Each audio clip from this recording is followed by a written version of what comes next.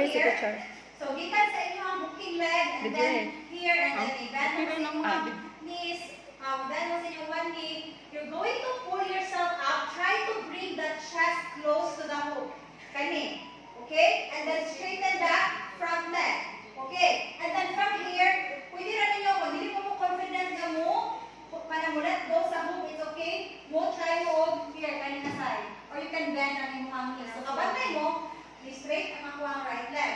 Pero, pag butang na mo sa akong chest, close to the hook, ako na siyang gi-rotate ang ako ang knee so that it's facing forward. Kani. Okay? So, try lang din na. Kanang inyong aim ana is mo touch na siya ang inyong hook sa inyong bugan, dili sa inyong buto. Ha? So, from here, kaya na siya sa buto. Hindi nyo na ibutang sa buto.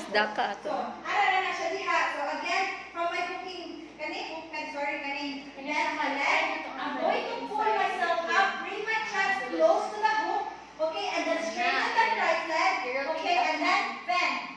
So, nabahan ay rotation. When I bend my left knee, mo rotate na siya. Okay?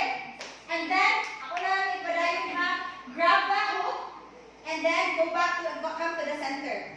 So, kani ha, dili mo mo ani, kaya sakit din yung buto na. Ano lang magawas na siya gamay, na siya sa inyong kigol. Kigol na siya ang inyong hook kana. Alright? Dili ta mo end. So, how to dismount from here? Pwede na mo balik sa agi, here, and then gawas. Alright?